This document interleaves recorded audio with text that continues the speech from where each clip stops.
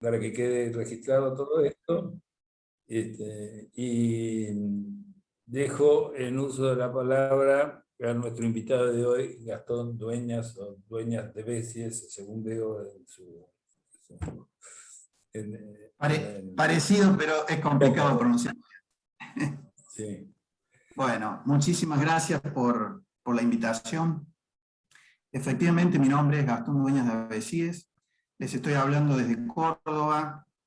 Soy empresario, estudié Derecho, me he diplomado en Gestión Pública y en Partidos Políticos. Presido un partido político provincial. Eso era un poco parte de la presentación que seguía, pero voy a adelantarme en este punto, que fue fundado por un grupo de jóvenes dirigentes allá por fines del 2001, principios del 2002, en el contexto de la crisis institucional de 2001. Jóvenes dirigentes que veníamos de la dirigencia o dando nuestros primeros pasos en roles dirigenciales en la vida académica, en la vida política, en la vida social, en las instituciones de la sociedad civil. En mi caso, siempre digo que la vocación política a uno lo atrapa, uno no la elige. Y despuntó desde muy joven. Yo me eduqué en un colegio franciscano y teníamos un rector y un grupo de profesores, estoy hablando obviamente del colegio secundario, que en esas épocas, estoy hablando de la década del 80, ya en democracia, entre el año 86 y 90, 85 y 90, permanentemente estimulaban de alguna manera en ese espinel de temas que recién mencionaba quien me precedió en el uso de la palabra, los debates, el intercambio de ideas, la interpelación de la realidad, el estudio y análisis no solamente del presente, sino también de nuestra riquísima historia. Así que ese es brevemente, de alguna manera, el camino que me trae hasta acá, hasta ustedes. Quisiera aprovechar para agradecerle al amigo Horacio Mesa, que creo que está en la sala, porque fue quien sugirió mi nombre a las autoridades del club. Con él hemos justamente, en estos caminos de la vida política, nos hemos cruzado en algún momento en oportunidad de aquel intento lamentablemente fallido, pero que estamos empeñados en retomar, que fue la unión de partidos provinciales a fines de la década pasada, un poco retomando el espíritu de aquella interesante experiencia que fue la Federación de Partidos de Centro de la década del 60. Así que un poco, no estoy viendo con quién estaba hablando, es Roberto, ¿verdad? Sí, con Roberto. Sí, Roberto, yo soy Roberto Punte, el actual presidente del club. Bien, ese es un poco, Roberto, una rápida presentación. No sé si te parezca que antes de entrar en tema, yo quisiera saber un poco que nos dijeras qué es primero la gente.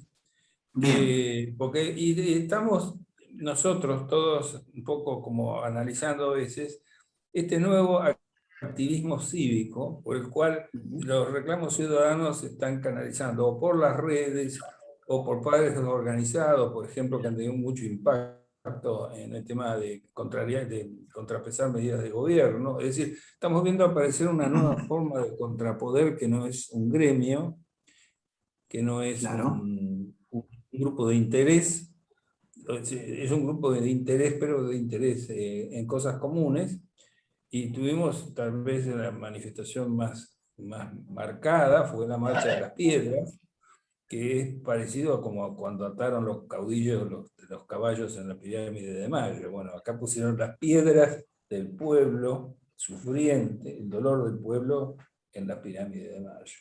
Sí, entonces, bueno, a eso quiero, empecemos por ahí, digamos, porque creo que viene así también, ya en Córdoba, ¿no? Así es.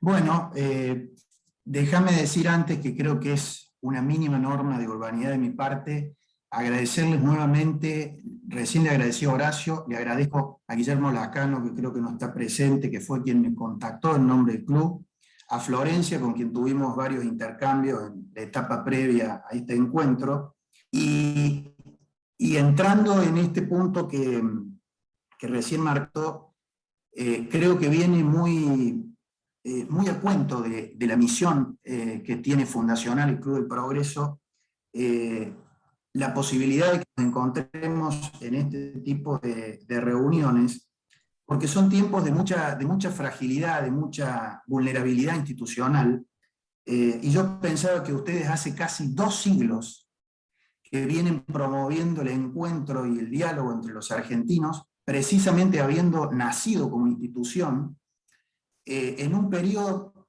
salvando las enormes distancias, de características similares como fue ni más ni menos que la etapa preconstitucional de nuestro país.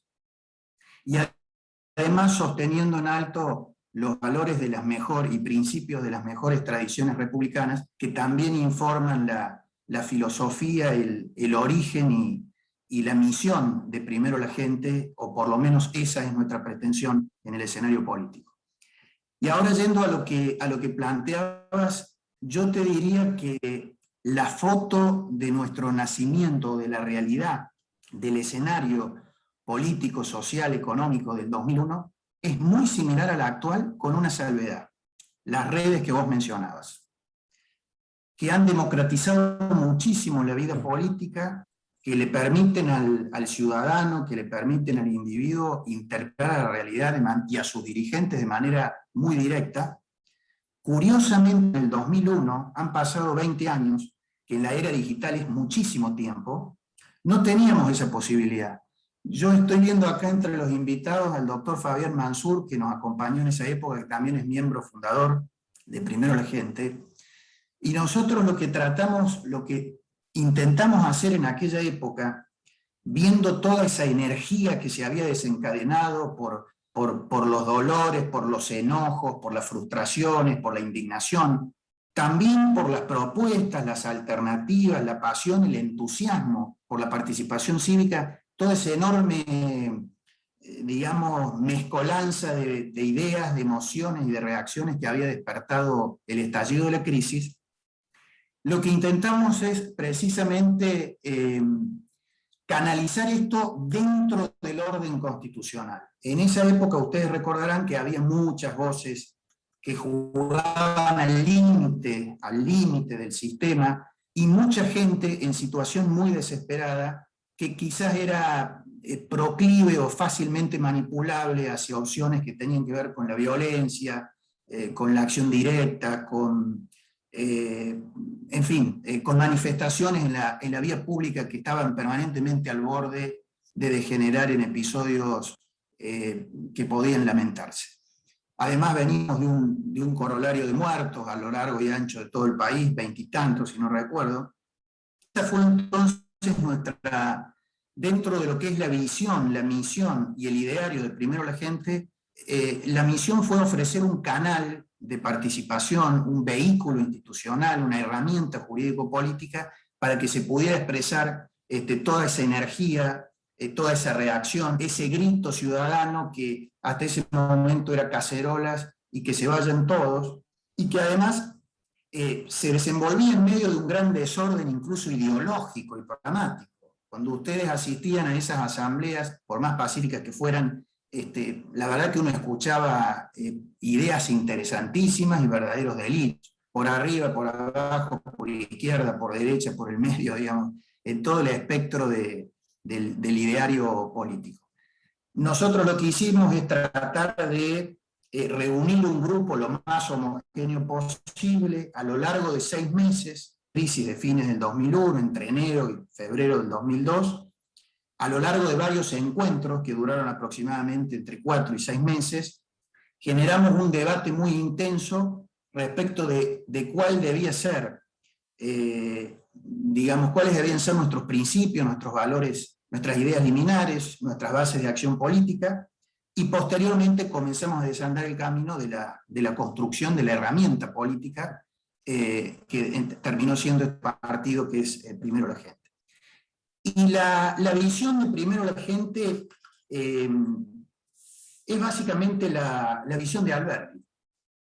Es el programa albertiano, digamos, es la organización constitucional para garantizar la realización plena del individuo, para asegurar el libre juego de las instituciones que de manera independiente conforma, y todo esto en un marco de convivencia pacífica, en libertad y con los brazos abiertos al mundo. Es de alguna manera el rol arquitectónico que imaginó Alberti para la política. Y después dentro del ideario, ya más concretamente, si ustedes me pidieran una presentación más doctrinaria, claramente está el programa de la Constitución de 1853. En esto no tuvimos ninguna pretensión de originalidad, más que adaptar algunas de esas bases de acción política al naciente siglo XXI, y si, como Roberto manifestaba recién, hubiéramos nacido en esta época, bueno, esa adaptación hubiera tenido que ver con precisamente el mundo de las redes, la irrupción de las nuevas tecnologías, y esta sucesión de cambios abruptos y permanentes que se dan en el mundo en que vivimos. Ese ideario básicamente es el de la defensa de la vida, ya agregado con categorías más modernas desde el momento de la concepción, un respeto irrestricto por nuestro sistema de creencias, que es en definitiva el sistema de deberes, de derechos, perdón, de libertades y de garantías establecido por la Constitución, y de alguna manera garantizar el ámbito propicio para el desarrollo pleno de la iniciativa privada y, como les decía recién, el libre juego de las instituciones en la sociedad civil. Cuanto más dinámica, cuanto más fuerte, cuanto más viva, cuanto más extendida es la sociedad civil, más plural, más participativa, más potente es la sociedad, y por supuesto mayor es la base de la prosperidad material y espiritual de una nación. De manera que esa es un poco la presentación, digamos, muy sintéticamente de la filosofía de Primero la Gente. Es el respeto irrestricto por digamos así, por el reino de la autonomía de la voluntad, el individuo que crea, que crece, que innova, que se proyecta hacia el futuro y que aspira para las futuras generaciones mejores oportunidades que las que le tocaron a él. Bueno, muchas gracias con la etapa de presentación. El tema central es el futuro, en 2023. Así es. Y yo venía pensando, si usted tiene oportunidad de ver el logo del club es una antiguaya, es un barquito llevado por un globo que vuela. Yes. Y yo siempre pienso que eso es precisamente lo que debemos tener muy a la vista. Porque el que hizo ese logo nunca se imaginó lo que estamos viendo nosotros. Y del mismo modo nosotros no nos podemos imaginar lo que van a ver nuestros hijos o nietos. Es decir, el futuro se inicia hoy, pero evidentemente puede ser cosas muy inesperadas. Y si hay algo para creer en el progreso, es ver ese logo. Es decir, realmente el progreso está escenificado claramente en nuestro logo. Así que bueno, hablemos del 2023, del camino al 2023. Hoy ha pasado un episodio muy feo de Acción Directa, ¿no? Usted seguramente ha visto que eso es uno de los riesgos que estamos empezando a correr, ¿no? Es decir, la desesperación que lleve a la Acción Directa. Sí. La desesperación no es la de la gente, sino la de los dirigentes. Bueno, adelante. Ya hablemos de su tema. Bueno, es muy pertinente el comentario sobre el globo, porque por eso yo les decía recién que ustedes llevan 2 siglos prestando este ámbito de debate para el ejercicio libre del intercambio de ideas, y sin embargo diríamos que es una necesidad o es una intervención fecunda en la sociedad tan actual como en 1852, ¿no? Bueno, después me voy a referir precisamente a episodios como el que usted acaba de referir, porque está dentro de las claves programáticas que yo humildemente imagino como una hoja de ruta a partir del 2023, y que tienen que ver con la recuperación de manera contundente del monopolio del uso de la fuerza por parte del Estado. O sea, yo tengo claro que a ver, estas no son ideas que en ningún lugar del mundo se discutan. Acá a veces uno, al, digamos, sentar estas posiciones, termina granjeándose algún tipo de adjetivaciones que no corresponden, pero lo cierto es que en este país discutimos lo que es obvio en cualquier lugar del mundo y tenemos una capacidad para distorsionar, digamos, la eficacia y el sentido común de las ideas increíble, ¿no? Que bueno, es una de las características del desván que vivimos. Bueno, yo he querido presentarles en dos grandes grupos, podríamos agotar reuniones enteras de este tipo, pero en dos grandes grupos lo que yo entiendo son las claves que no deberíamos, podríamos, sería muy pretencioso decir deberíamos, podríamos o podrían abrirnos las puertas para una nueva oportunidad a partir del 2023. ¿Y por qué la he cifrado, estimados amigos, en el 2023? Porque yo honestamente no veo cómo desde la oposición, a pesar de este resultado electoral contundente que nos ha prodigado la ciudadanía y que todo indica que se va a ratificar el 14 de noviembre, yo no veo cómo desde la oposición pudiéramos impulsar o forzar, entiéndase bien forzar, a través de los mecanismos constitucionales, de esas mayorías que seguramente tendremos a partir del 11 de diciembre, yo no entiendo cómo podríamos forzar una rectificación del rumbo y comenzar a desandar el camino de las reformas pendientes que tiene Argentina ya desde aquel 2001 en que nacimos a la vida pública como partido político, porque las caracteres de este gobierno son inagarrables, digamos. Es decir, no hay un céntimo de sensatez, de cordura, de razonabilidad, de conexión con el mundo. La verdad que en principio, estamos viviendo una etapa. Yo tengo 48 años, seguramente habrá muchos que podrían hablar con más conocimiento y con más, a lo mejor, autoridad moral que yo sobre esto, pero me da la impresión de que si no es una de las peores épocas de las últimas décadas, sacando, por supuesto, los episodios extraordinariamente particulares, digamos, en la historia de una sociedad como lo vivido en la década del 70, pero en términos políticos e institucionales, la verdad que siento que es una de las peores épocas de nuestro país, y muchas veces me parece que incluso peores que en el 2001, porque a aquellos problemas estructurales que acarreamos hace 20 años hemos sumado una lista interminable. Y la decadencia, además, ha seguido campeando por sus fueros. Carlos Melconian, en una conferencia hace poco en la Bolsa de Comercio en Córdoba, decía: todavía vivimos del stock. Y el stock es el programa de Alberdi, es el programa de la Constitución, y es el país que alguna vez estuvo entre los 7 principales lugares del mundo, y es la clase media que durante el siglo XX se fue constituyendo en este país, se fue construyendo con posterioridad a las corrientes migratorias, y en base a la base productiva del país y a los principios rectores que han de alguna manera sido directrices en su vida pública, vivimos todavía de esas reservas. En algún momento se van a terminar. Por eso es que coloco ese punto en el 2023, porque la verdad que soy bastante escéptico en que podamos iniciar ese camino con anterioridad, que de alguna manera yo quiero decirles que he sido muy crítico del gobierno anterior.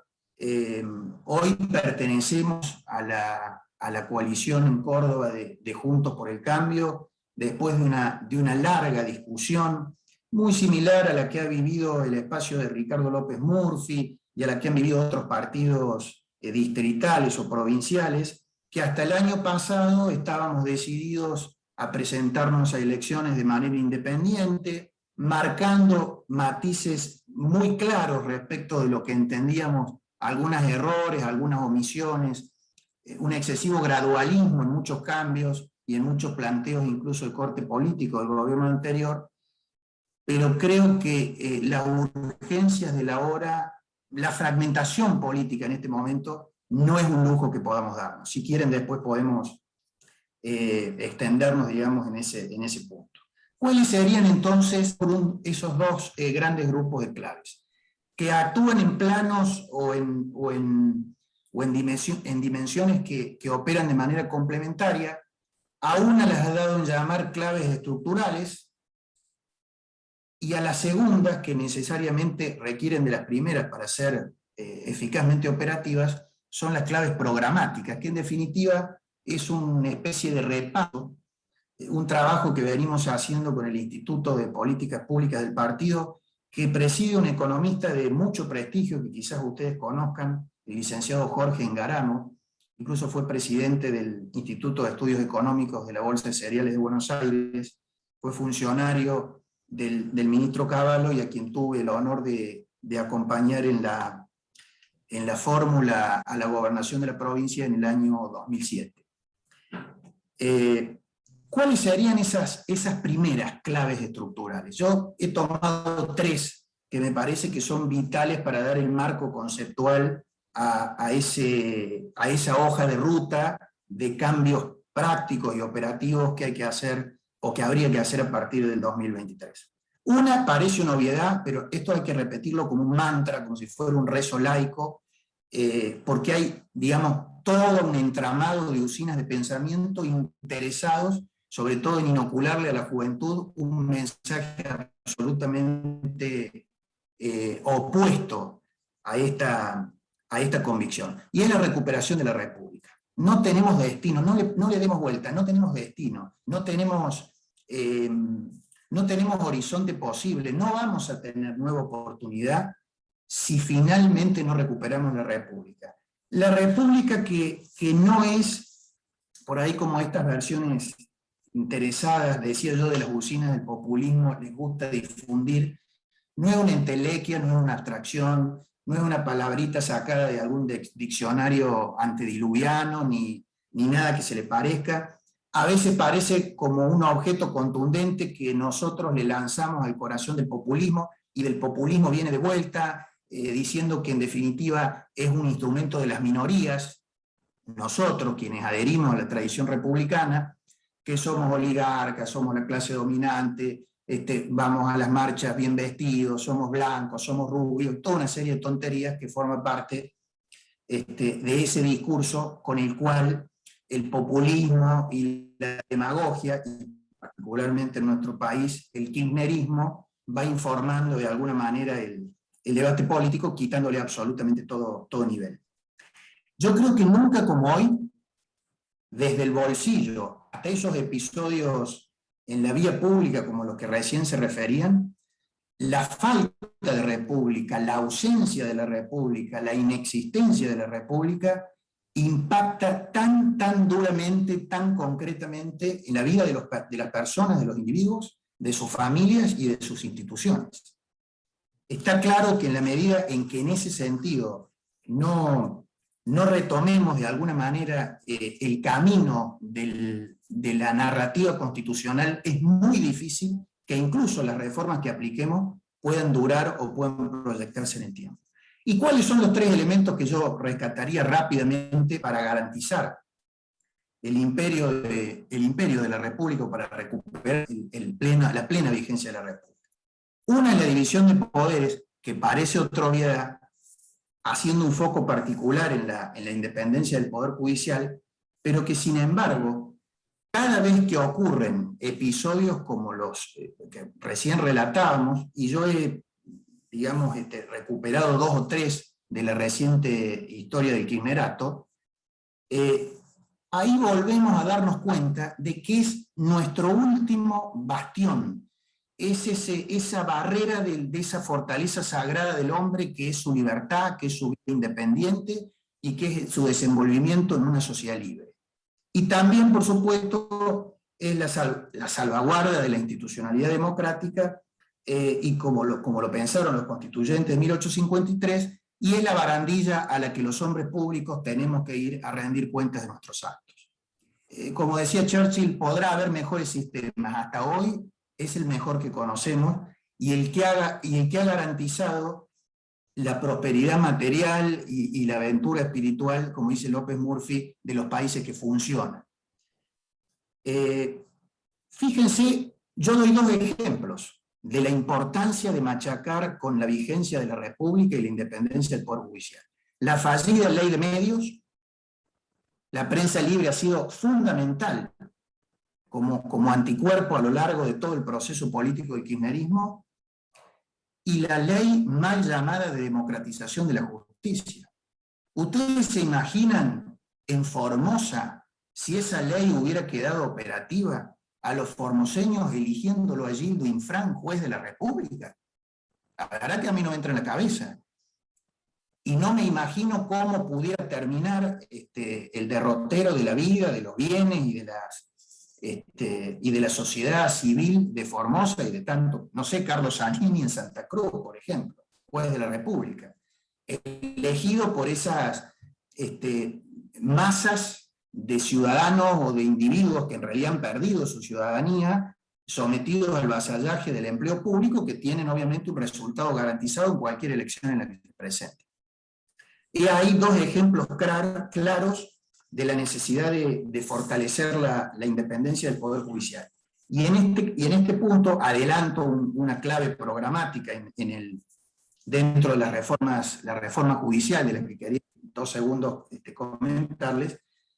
Ahí hay un grave error que cometió el gobierno anterior, que es no retirar el recurso extraordinario que había presentado Cristina Fernández, en virtud del fallo de Cámara que había decretado la inconstitucionalidad de la reforma del Consejo de la Magistratura. Hay que volver al Consejo de la Magistratura el año 2005, que puede ser perfectible. Hay que fortalecer la independencia del Ministerio Público, esto de quitarle las mayorías especiales, que afortunadamente no han podido hacerlo y no van a poder después de la elección de este nuevo Congreso. Bueno, eso es justamente sacarle precisamente uno de los pilares, uno de los a la plena vigencia de la República, convirtiendo el Poder Judicial en otro ariete del poder político. En esa batalla, en esa resistencia cívica, no hay que cejar, por más obvio y por más remanido que parezca, hablar de la independencia del Poder Judicial. El otro pilar de la recuperación de la República es la alternancia en el poder. La alternancia, digamos, en el gobierno. Y esta es precisamente una oportunidad clara que se presenta también en el 2023, porque lo del 2021, que no deja de ser importante, ya sabemos que son elecciones medio término y elecciones de la mitad de nuestro poder público, que es el poder legislativo. La competencia, que es la mejor, como decimos quienes hemos sido formados en la tradición liberal, que es la mejor forma de cooperación, que no solamente se da en la iniciativa privada, sino se da también en el libre juego de las instituciones, incluso las instituciones políticas, que somos las nuestras, los partidos. La alternancia nos moviliza, la alternancia nos dinamiza, nos obliga a estar mejor formados, nos obliga a ensanchar nuestra base de representación, nos obliga a estar conectados con el mundo, nos oxigena, vivifica el sistema político. Justamente el hegemonismo, los regímenes, los populismos, basan su perpetuidad en la chatura del sistema, en la chatura de la discusión política, en la eliminación de la deformación de sus dirigentes, porque quien está formado tiene mayor capacidad de interpelación y de las verdades reveladas que les bajan las doctrinas populistas. Entonces me parece que eso es vital que nosotros lo entendamos y que esté, digamos, en el corazón de la tercera clave estructural, o mejor dicho, clave de la recuperación de la República que quería mencionar, que es la configuración del sistema político. El sistema político, yo a veces cuando digo esto, algunos se me enojan porque dicen que soy demasiado duro, un poco insensible, pero yo creo que la crisis institucional del 2001 no fue todo lo terminal, lo honda y lo profunda que pudo llegar a ser para forzar estos cambios radicales, estas transformaciones pendientes en Argentina. Y uno de los que salió muy afectado, pero bastante más indemne de lo que debería haber salido, fue precisamente el sistema político. Mientras nacíamos nuevas fuerzas políticas a la vida pública, había otros dirigentes y había otras fuerzas tradicionales que se las ingeniaron para ir generando una reingeniería que rápidamente las volvió a poner en el centro de la escena. Y fíjense que en el 2003 perdimos la oportunidad histórica de tener un presidente como Ricardo López Murphy, y en esas elecciones, aunque de una manera más moderada en ese momento, nació ni más ni menos que el kirchnerato. A mí me gusta llamarlo así porque kirchnerismo puede ser un movimiento político, pero el kirchnerato es ya un régimen de gobierno, un régimen de Estado.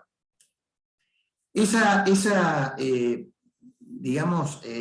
reconfiguración del sistema político se concatena con la otra clave estructural que quería mencionarles, que es el federalismo.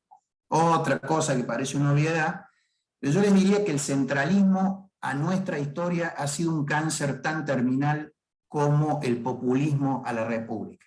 Nosotros hemos coexistido durante décadas con un diseño federal casi perfecto, copiado de una constitución de vanguardia, como fue la Constitución norteamericana, y sin embargo hemos convivido con una praxis centralista escandalosa, sobre todo en la distribución de los recursos. Yo siempre digo que no hay mejor proyecto de reforma política que la sanción de una nueva ley de coparticipación de impuestos.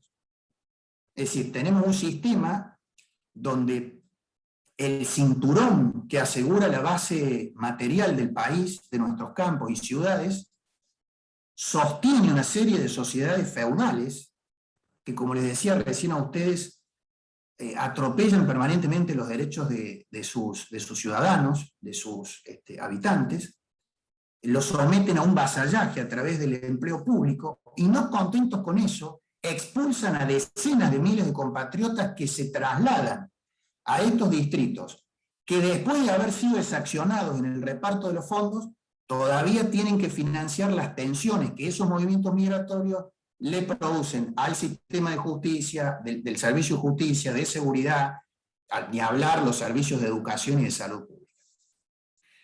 La manda constitucional, ya sabemos, depende del plazo que tomemos, 22, 25, 27 años. La verdad que cuando hemos estado cerca de comenzar a discutir una nueva ley de coparticipación de impuestos, alguna hecatombe ocurre en el país, o algún régimen como el de los Kirchner se establece con fuerza y bloquea la posibilidad de una discusión razonable. Pero claramente no va a haber federalismo político si nosotros no producimos un shock de federalismo económico y ponemos en acto el diseño federal que estableció la Constitución de 1853, que además ha sido reconocido, estudiado y admirado en el mundo entero. Eso yo les diría en cuanto a las claves estructurales, digamos, al marco conceptual, que creo que sin ningún tipo de ¿cómo les puedo decir? Sin una actitud vergonzante, sin ningún tipo de cortapisa, el próximo gobierno tiene que instalar, insisto, como marco para desarrollar todo el proyecto de reformas que tenemos pendientes. Voy a pasar alguna nota para no extenderme demasiado. Sí, nos quedarían los temas programáticos. Yo le quiero hacer un comentario. La Sera le escribió a San Martín en una carta que está en un libro de historia, en la cual le decía: no podemos organizarnos mientras las provincias no se sostengan a sí mismas. Yo le voy a hacer un... Y bueno, 1819, una cosa así. Y yo le podría decir, de alguna manera, muy vulgarmente, y todavía seguimos intentando inventar la pólvora, ¿no? Ya en 1819, 1820, tenían claro cómo era la cosa. Déjenme, antes de entrar a las claves programáticas, explicarles brevemente por qué tomamos la decisión de incorporarnos a Juntos por el Cambio, presentando, llevando nuestros matices y algunas diferencias, y cuáles creo que deberían ser los dos pasos de esa reconfiguración del sistema político del que hablábamos.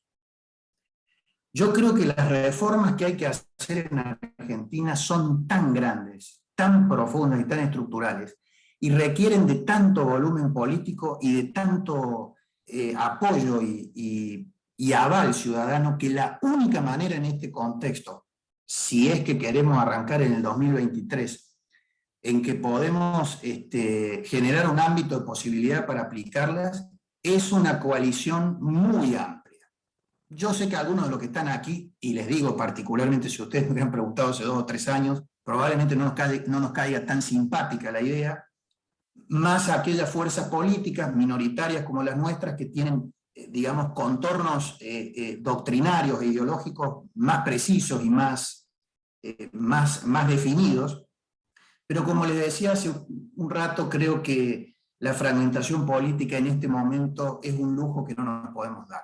Yo creo que la primera etapa es formar una coalición amplia, que seguramente será hija de este resultado electoral del 14 de noviembre, que incluso tenga tensiones creadoras, que pasará por alguna tribulación, por alguna dificultad, que llegue al gobierno y que genere consensos primeros básicos para empezar a desandar un camino de reformas más profundas.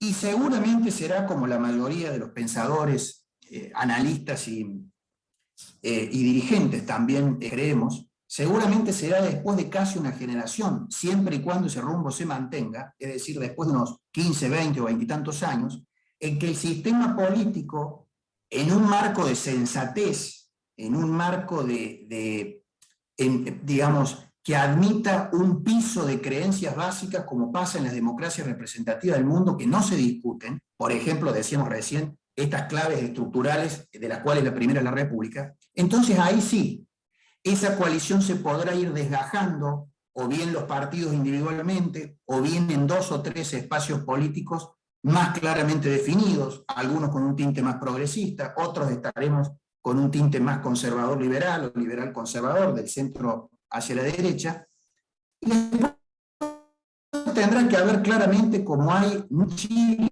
y en Uruguay, acá por digamos, por nuestras tragedias históricas, no nos permitimos tener fuerzas de derecha, tenemos fuerzas de izquierda, pero hablamos de fuerzas de derecha que fueran, digamos, que apareciera el demonio en la tierra, y sin embargo esto es así en cualquier democracia representativa del mundo. Insisto, personajes tan disímiles como Mujica, como Lacalle Pou, y allá va Uruguay con una serie de consensos básicos que no es lo mismo, podríamos hablar de Chile, más allá de los problemas que ha tenido en los últimos años, que en definitiva son crisis de crecimiento. Son las clases medias que muchas veces, manipuladas por algún interés ideológico, demandan mayores servicios y demandan mayores bienes. Esos son, de alguna manera, los costos del crecimiento. Entonces, esas serían las 2 etapas de la reconfiguración del sistema político. La primera es esta. Va a ser un poco aluvional, un poco desordenada, necesaria, para ponerle un dique definitivo al kirchnerismo, y de además producir una cosa que, fíjense ustedes, es muy importante para que las reformas que uno pueda aplicar se proyecten en el tiempo, que es que la gente las haga suyas.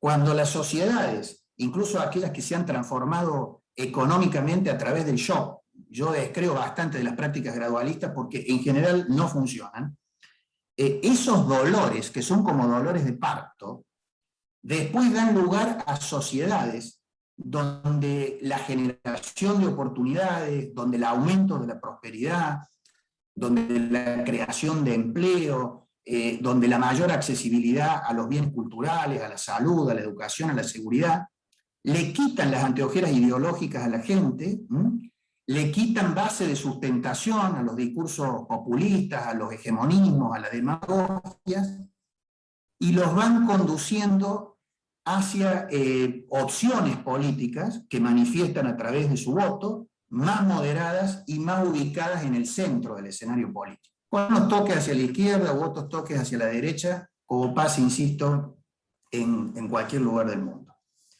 Dicho esto, ahí sí, rápidamente repaso con ustedes cuáles serían algunas de estas claves programáticas, donde algunas cosas seguramente ya las habrán oído, pero 20 años después, al menos desde que actuamos en política, siguen siendo, como les decía recién, asignaturas pendientes.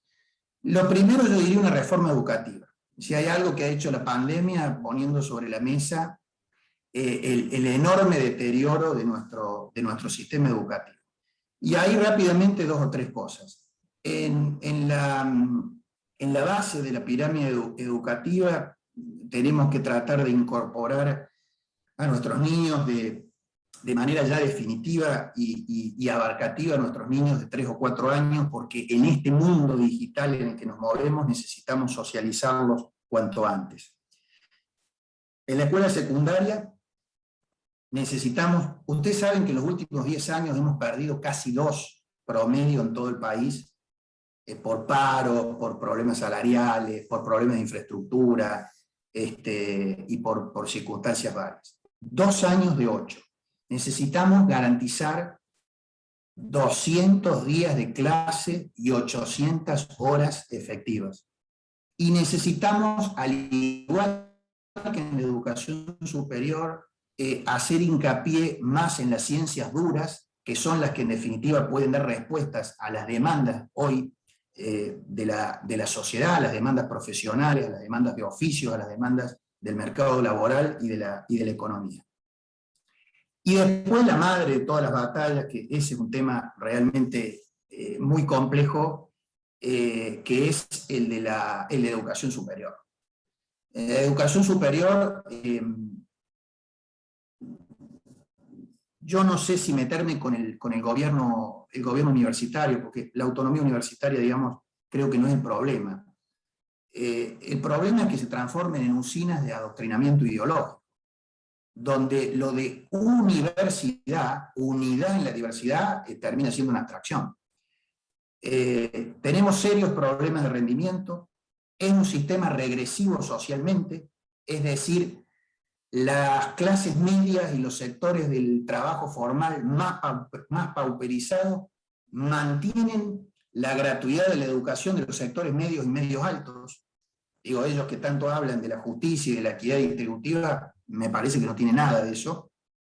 Tenemos serios problemas de rendimiento en la calidad de la matrícula y también en la composición de esa matrícula, que es propia en algunos casos de la sociedad preindustrial.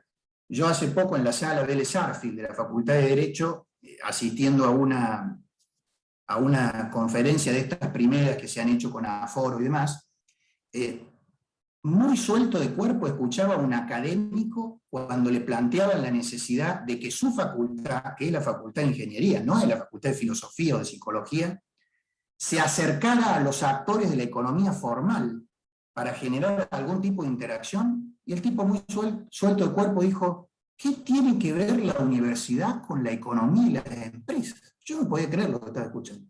Bueno, ese es muchas veces esa es la orientación o esa es la tendencia que aparentemente campea por sus fueros en muchas de nuestras universidades. No hablemos de este grupo de universidades públicas que creó el kirchnerismo en su etapa anterior. Tenía un dato más. Bueno, y el otro tema es que en algún momento habrá que debatir, que es el famoso estatuto docente. Yo conozco más el caso de Córdoba, no me atrevería a hablar de la ciudad de Buenos Aires, de otras empresas, provincias. Pero las distorsiones del sistema, es decir, el festival de licencias, de superposiciones, digamos, el adoctrinamiento que tenemos incluso en los esquemas de capacitación, la verdad que es algo increíble. En algún momento yo creo que eso, insisto, para eso se necesita mucho apoyo ciudadano, eso va a tener que ser interpelado. Una reforma del Estado, rápidamente. Teníamos 2.200.000 empleados públicos en el año 2000, en el 2020 tenemos 3,6 millones. Y teníamos poco más de, no recuerdo si 2 o 3 millones de planes, y hoy tenemos 12. Hay 141 planes que además están permanentemente cruzados, digamos, con los intereses del empleo público. Yo creo que en una primera etapa el Estado debería reducirse en un 20, en un 25%, se puede hacer de manera ordenada, se puede hacer con un principio, con la aplicación de un principio, digamos, de justicia lo más estricto posible con los afectados, y además hay que sacar al Estado. Nosotros vivimos en un sistema administrativo que fue diseñado en el siglo XIX. Ustedes no saben que estos muchachos, cuando llegaron al poder, lo primero que hicieron es volver hacia atrás con una de las decisiones muy positivas del gobierno anterior, que había sido avanzar en la digitalización de muchos procedimientos y muchos trámites administrativos que incluso nos afectaban en nuestra vida cotidiana. Bueno, presentaron como una epopeya volver al papel. Es decir, volver al papel es volver al siglo XIX. Una reforma tributaria que va de la mano de una reforma de la política financiera y un manejo muy prudente del endeudamiento público. Eso no me voy a detener porque fue una de las autocríticas que ha hecho el expresidente en el libro de su reciente autoría, en relación al impacto de la deuda pública en la etapa final de su gobierno, que indudablemente fue la más compleja y la que provocó de alguna manera la derrota electoral del año 2019. Ahí hay que simplificar, tenemos 170 impuestos. Eso, además de que son impagables, digamos, es una atmósfera tan asfixiante, es un plan invivible, que es impensado creer que nosotros podemos, digamos, alumbrar una nueva oportunidad coartando de esa manera las energías de la base productiva de nuestro país. Eso es un disparate que en algún momento, que también reconozco que el gobierno anterior había empezado a dar algunas señales en ese sentido, pero entre las necesidades de la coyuntura y el cambio de gobierno volvimos para atrás. Por lo menos también hay un 20 o 25% genéricamente de la masa de recaudación que deberíamos simplificar y que deberíamos quitar de encima de los individuos, de sus empresas y de sus iniciativas. Y como lo dije recién, en algún momento hay que poner sobre la mesa la discusión de un régimen de coparticipación federal. ¿Y por qué digo que va de la mano de una reforma política financiera y de endeudamiento público? Porque bueno, ahí hay otra cuestión. Se había avanzado sobre el déficit fiscal cero, que es un objetivo bastante ambicioso, pero no va a haber reducción gradual de la deuda pública. No vamos a respaldar nuestra base monetaria y por lo tanto fortalecer nuestra moneda si no logramos que entren divisas, o si todas las divisas se van en virtud del endeudamiento. Y a nosotros no se nos ocurre idea más creativa en ese contexto que cerrar la deportación, que crear nuevos cepos, que agudizar las restricciones y que cerrar y trabar el libre juego de los bienes, del movimiento de los bienes. No tanto de las personas, que tampoco lo hacen fácil, pero fundamentalmente de los bienes. Rápidamente sigo. Una reforma laboral.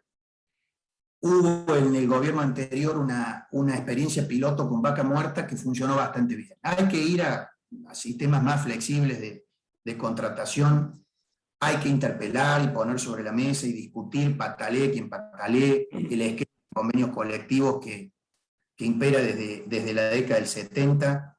Eso prácticamente no existe, ese tipo de normas atávicas no existen en ninguna economía dinámica del mundo. Hay que volver sobre aquella oportunidad perdida que fue la reforma de las asociaciones profesionales, que sin duda hubiera sido un gran logro de la presidencia de Raúl Alfonsín en el año 84, y que se cayó por la oposición de unos pocos votos de senadores del peronismo en el Senado de la Nación en aquella época. No digo que hubiera cambiado la historia del país, pero hubiera sido una señal muy clara y sin duda algunas cosas hubieran sido bastante diferentes. Y después, por supuesto, hay que cambiar el marco regulatorio sindical. No podemos estar hablando permanentemente de reforma política, que me parece fantástico, y siendo más precisos y siendo más duros, me parece bien, en el control de los partidos políticos, y sin embargo nadie le mete mano a la falta de democracia sindical y a la falta de control del financiamiento sindical. Una reforma previsional. Yo acá sé que también soy de alguna manera un poco políticamente incorrecto. Si vamos a seguir, lo primero, si vamos a seguir con el sistema estatal, lo primero, si a alguien se le ocurre jubilarse sin haber hecho aportes, entonces no puede hacerse metiéndole la mano al ahorro de quienes han aportado. En todo caso, tendrá que salir de las rentas generales en el caso de que hubiese un excedente.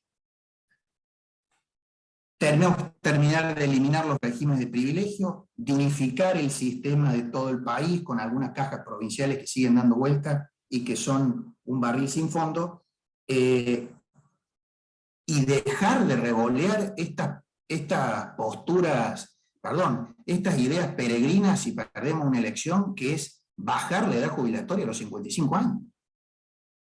Yo digo, a ver, tenemos la posibilidad de anticiparnos reflejo de países que funcionan. Y en Europa se está discutiendo y trabajosamente hace años elevar la edad jubilatoria porque ya no pueden sostener sus regímenes profesionales. No estoy hablando de África, estoy hablando de Alemania, estoy hablando de Francia, estoy hablando de los países nórdicos. Hay que ir claramente a los 65 años con estímulos para quienes quieran incluso extender su vida activa de manera voluntaria hasta los 70. Ahora, si ustedes me preguntan a mí, ¿qué es lo que haría? Volvería a un sistema privado de ahorro y capitalización, corrigiendo los excesos del anterior, entre ellos las comisiones abusivas, y adaptándolos a esta época, porque ese fue un sistema diseñado en la década del 90. Bueno, hay 60 entes, rápidamente, 60 entes de regulación nacionales y provinciales. 60 entes de regulación y provinciales. Tienen que ser de alguna manera racionalizados, tienen que ser jerarquizados, y hay que dejar de designar en ellos, porque el funcionamiento de los entes reguladores es fundamental para promover la competencia a personas que no están capacitadas, digamos. Yo recuerdo un caso, el esposo, la pareja de la ex ministra Felisa Micheli, que era de oficio carpintero, muy respetable, y lo designamos a cargo del ente regulador del gas. Esas cosas no pueden ocurrir más. Yo tengo también como idea para la reforma del Estado la adopción de algún sistema de profesionalización de la burocracia estatal, burocracia en el sentido bien entendido, como puede ser el servicio público inglés o el Instituto Nacional de Administración de Francia. Y finalmente con esto, perdón, me he extendido. Sí. Porque quiero dar un lugar al diálogo también. Entonces. Perdón. Quiero de todas maneras, si me permite Roberto, terminar esta introducción para arrojar un manto de piedad, a ver dónde lo tengo por aquí. Todo esto que hemos hablado no puede hacerse si no terminamos de reconciliar a la ciudadanía con la representación política. Ahí me hago cargo de la parte que me corresponda. En el 2011 murió en Córdoba una personalidad brillante, uno de los hombres más excepcionales de la historia de Córdoba, que fue el doctor Pedro J. Frías, un brillante académico, un hombre que además representó a la Argentina, presidió la Academia Nacional de Derecho. Fue de alguna manera el mentor, la guía, la inspiración de Primero la Gente, incluso con su acompañamiento físico, además de su de su guía, de su inspiración y de su consejo. Nosotros familiarmente le decíamos nuestro padrino. En el año 96 él escribió un librito, uno de sus últimos libros, que se llama La vida pública y sus protagonistas, en el cual exploraba el semblante precisamente público de muchas personalidades de nuestra historia, con algunas notas muy interesantes de sus vidas privadas que eran pertinentes, obviamente que no violentaban la intimidad de su vida personal. Y cuando se refería a la madera o al espíritu de que debían estar hechos los hombres públicos, los hombres y mujeres públicos, aquellos llamados a darle voz a demandas ciudadanas, citaba un soneto maravilloso de Francisco Luis Bernardes, muy breve, que para cerrar esta intervención quisiera compartir con ustedes. El mundo nos despierta y al oído nos confiesa el afán de cada cosa por empujar la puerta misteriosa y escapar de la muerte y del olvido. Nos dice que la piedra y que la rosa buscan la voz del hombre dolorido, la piedra inerte para ser sonido y palabra la rosa misteriosa. Y nos dice también que solo cuando las cosas hallan lo que van buscando, alcanzan toda su naturaleza. Porque solo en la voz que las asume, tiene la piedra toda su firmeza y tiene la rosa todo su perfume. Muchísimas gracias por estos minutos y perdonen la extensión. Muy bien. Precisamente generalmente hacemos algunas preguntas o comentarios para cerrar. Me pareció muy bien todo el desarrollo que usted le dio a la exposición. Hay algunas cosas que estamos, las hemos visto nacer y morir sin fruto, porque como por ejemplo la reforma de Belis para la administración pública, ha habido casos así, y muchas otras que van a depender, claro, de un cambio cultural, que es el que tienen que provocar los partidos políticos. Por eso la crítica al adormecimiento o a la rutina de los políticos, que es su persecución del poder, olvidándose de que primero está la gente. Por eso es muy buena la elección de ustedes del nombre. Así que yo ahora, Florencia, le quiero preguntar si hay alguno que quiera hacer un comentario o pedir la palabra o hacer algo más. Ha sido muy redonda su conferencia, entonces Javier, no ha dejado aristas. Javier me escribió por mensaje y pregunta, espera, porque la tengo por aquí. ¿Cómo va a ser, según vos, ¿no? ¿Cómo va a ser la Argentina para tener un Estado más flaco si en lo que propone no hay aún una gran coalición? ¿Perdón? ¿Lo que propone? Si aún no hay una gran coalición, como que entre los partidos. Porque si no está formada la coalición, como ser un Estado más flaco. Bueno, nosotros hemos dicho que la pandemia hizo un Estado más flaco. Hemos estado viviendo con una novena parte del Estado y no nos dimos cuenta que faltaban los 8 octavos, los 7 octavos. Es muy cierto. Es muy cierto. Es muy cierto. Bueno, yo creo que, a ver, perdón, pero se me fue la imagen de todos ustedes. No sé si ustedes me están viendo. Sí, yo lo estoy viendo bien, estamos viendo.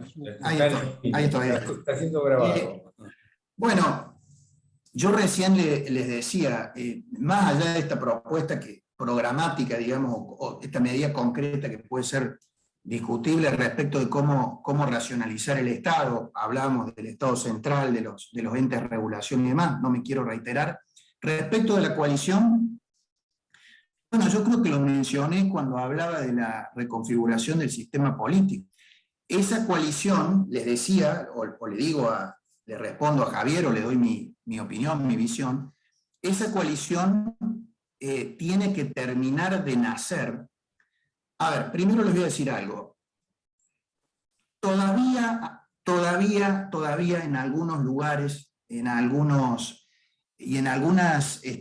contexto en nuestro país, y voy a hablar de Córdoba, que es lo que conozco, nos damos el lujo de bailar en el Titanic. Yo quiero decirles que en Córdoba, aunque ustedes no lo crean, no está conformada institucionalmente Cambiemos o Juntos por el Cambio. Hace 2 elecciones, en el 19 y en esta, que después de un espectáculo lamentable que se ha dado en los medios ante la ciudadanía, con discusiones, con personalismos, con planteos, con mezquindad de todo tipo, nos amontonamos 5 minutos antes del cierre de la fecha del plazo final para presentar alianzas. Después nos matamos, hablo en primera persona plural, que quizás un partido más pequeño tenemos menos responsabilidad, pero me hago cargo, y después nos matamos para elegir a los candidatos 10, 12 días después cuando hay que presentar las listas. Termina la elección, en donde además siempre nos va muy bien, porque ustedes saben que esta es históricamente la provincia más antikirchnerista del país. Néstor Kirchner en el 2003 acá en Córdoba sacó el 9% de los votos. Salió quinto y último. Primero salió Carlos Menem, después salió López Murphy, tercera salió Elisa Carrió, cuarto salió Rodríguez Sá y quinto Néstor Kirchner.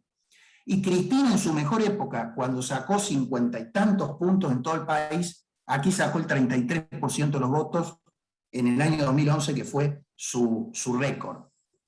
De manera que, respondiéndole a Javier, es bastante pertinente la pregunta, si en un distrito señero de la resistencia antikirchnerista como es Córdoba, nos damos el lujo de no tener constituida institucionalmente la coalición, bueno, ciertamente si yo les hablara desde Córdoba, tendría que hablar con un gran escepticismo. Felizmente veo que en la ciudad de Buenos Aires, en la provincia de Buenos Aires, en Santa Fe, en Mendoza ocurre lo mismo que en Córdoba, en Entre Ríos, a partir de una muy buena acción de Rogelio Frigerio, bueno, que son distritos importantes, indudablemente hay como un movimiento que lleva hacia la conformación de esa coalición. Y eso va a depender del resultado de noviembre, que yo creo que va a ser contundente, y después, como siempre, que los dirigentes, sobre todo los dirigentes nacionales, estemos a la altura de las circunstancias. Digo, así como yo tengo esta lista que hemos estudiado en nuestro partido de medidas, la verdad que la tienen muchísimos dirigentes y muchísimos técnicos que trabajan en todas las fuerzas políticas de la coalición, de otros partidos locales y provinciales que hay que sumar a la coalición. Yo creo que la clave de cambio es que todavía tiene espacio para iniciar su base de representación. Miren lo que ha pasado en Buenos Aires con Republicanos Unidos. Ha aportado más de 10 o 11 puntos a la elección. Ha hecho una elección extraordinaria y creo que lo ha dado en un marco de debate, de discusión de las ideas que enriquece y además en la medida en que el todo, en que las partes sean mejores, necesariamente el todo lo va a ser. Así que yo creo que con esas salvedades o esas dificultades, si no volvemos a quedar en manos de algún dirigente que se extravíe o que pierde el rumbo, que no creo, yo creo que esa coalición va a ser una realidad en el 2023 y vamos a lograr la alternancia en el gobierno. Creo que Carlos Reguna tiene pedido la palabra. Si no veo mal. Carlos, ahí está. Sí, buenas tardes. Simplemente yo supongo que ustedes lo tienen pensado, toda la presentación fue una presentación general con más vale principios y orientaciones generales, pero para mencionar lo que yo creo que podría ayudar, desde ya que todo lo que se dijo es muy importante en el plano interno, pero vendría bien que la Argentina tuviese también algunas restricciones externas que la pusieran en el camino de los países civilizados. A mí me parece muy importante, por ejemplo, que se siga trabajando en algo que se trabajó bastante en el gobierno anterior, pero quedó no necesariamente paralizado, pero sí demorado, que es el ingreso a la OCDE, la Organización para la Cooperación y el Desarrollo Económico, que son los países que trabajan bien, que están bien organizados, que tienen una cantidad de pautas y normas de comportamiento, y que una vez que uno está dentro de esa organización tiene que cumplir. Y además se extiende no solamente al Estado, sino a las empresas. las empresas necesitan, para poder trabajar bien en ese ámbito, la certificación OCDE, y esto las obliga a cumplir una serie de pautas de funcionamiento muy importantes.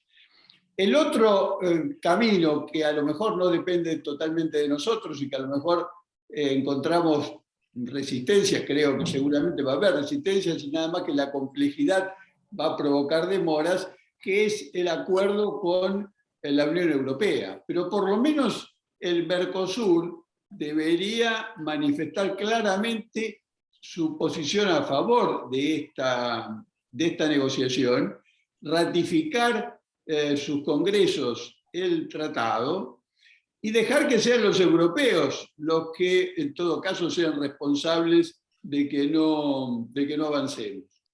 Creo que sería mucho más importante, porque esto también generaría una dinámica propia para poder cumplir con las condiciones del tratado.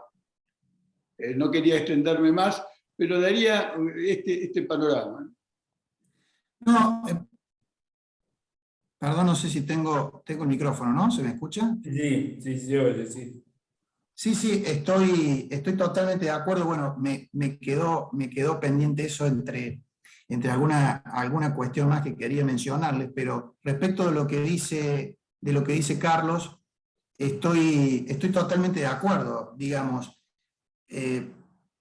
una de las razones por las cuales nosotros finalmente tomamos la decisión de incorporarnos a Juntos por el Cambio, a pesar, como les decía, de nuestros matices, fue por la radicalización no solamente de la agenda doméstica del gobierno, sino también de su política internacional. Claro. Al comienzo parecía que había un coqueteo entre la moderación de Alberto y lo que ya conocemos como la orientación, yo no sé si llamarla así, internacional del kirchnerismo, parece que le queda grande la expresión, y finalmente terminamos abandonando esa acción internacional que habíamos empezado junto con Canadá, por ejemplo, otro ejemplo en la Corte Interamericana de Justicia por el caso Venezuela, abandonamos el Grupo de Lima, se produjeron esas tensiones con el presidente de Uruguay, porque ya se está queriendo naturalmente saltar el cepo del Mercosur, que no va ni para atrás ni para adelante, y generar acuerdos bilaterales de comercio con otros países y con otras uniones como la europea. Nosotros tenemos a Perú, a Chile, ahora intentando Uruguay, con acuerdos de libre comercio con el NAFTA, con el sudeste asiático, con Japón, con la Unión Europea. Y después la inserción en organismos internacionales, efectivamente, como dice Carlos, genera la adopción de una serie de compromisos y de hojas de ruta en las cuales uno no se puede hacer el distraído y sacar los pies del plato. Entonces, lo mejor para no respetar las reglas y para no cumplirlas es no tenerlas y aislarse del mundo, que es, de alguna manera, es la tónica del kirchnerismo. O sea, nosotros exportamos hace 10 años 100.000 millones de dólares, hoy exportamos un poco más de la mitad. Hay conspicuos personajes del gobierno que dicen que el comercio exterior, las exportaciones son una desgracia o una cosa parecida, cuando en realidad lo que deberíamos tener a nosotros es que un cuerpo de diplomáticos de comercio exterior que realmente todavía es muy reconocido, gran parte de nuestros ministros y el Estado, unido al sector privado, deberíamos estar todo el tiempo abriendo mercados, porque esa es hoy la clave de la política internacional. Bueno, sin embargo, seguimos, no sé, faltaría que lo fuéramos a buscar de nuevo a Moreno para ir a las ferias internacionales de Angola o venderle tractores a Venezuela. La verdad es que no se entiende semejante vocación por el atraso y por el aislamiento. Pero coincido con lo que dice Carlos, y además ustedes saben que según una corriente de los cientistas políticos, la verdadera política es la política internacional. Y en un mundo como el actual, darse el lujo del aislamiento, la verdad que es una es una acción casi criminal, ¿no? Bueno, muchas gracias. Creo que no tengo a nadie más anotado y Igual estamos cerca de... a 5 minutos de que se nos corte, así Sí, que si se nos corta el video, sí, exactamente. Bueno, muchísimas gracias. Nosotros tenemos un método, además de los foros, a los cuales estarás seguramente invitado en el futuro, en la medida que esté tu correo, tenemos un medio de expresión que es la Gaceta del Progreso, que es virtual y se llega por internet, en donde volcamos muchas cosas, así que está abierto como un medio de expresión también si quieren ustedes publicar algo.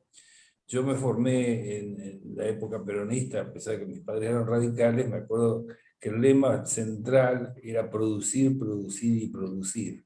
Y me parece que ese es un lema que hay que recuperar, que es evidentemente el lema de trabajar para producir, que ese es un lema medio olvidado, ¿no? Sí. Yes. Así que bueno, sobre esos Bueno. ejes que yo creo que son fáciles de compartir esos lemas, creo que se puede armar una forma de coalición sobre un eje productivista, ¿no? ¿No es cierto? Que va a traer necesariamente distribución de paso. Así que bueno, muchísimas gracias. Nuestra página está Muchísimas abierta. gracias y sí he leído con atención, Florencia tuvo la gentileza de mandarme el link, he leído y he revisado con atención la página web del club. Sé que también se están preparando para incorporarse a las redes y también he tenido oportunidad de leer 2 o 3 artículos de la Gaceta, así que con mucho gusto continuamos conectados y en algún momento va a ser otro honor y otro privilegio poder escribir algo y compartirlo en ese medio. Muy bien, bueno, un gran abrazo a los cordobeses Gracias. y sigamos adelante. Muchas gracias y felicitaciones Gracias. por la claridad de su exposición. Muchas gracias y buenas noches. Muchísimas gracias. chao Gastón, Buenas noches. Chao, Florencia, gracias.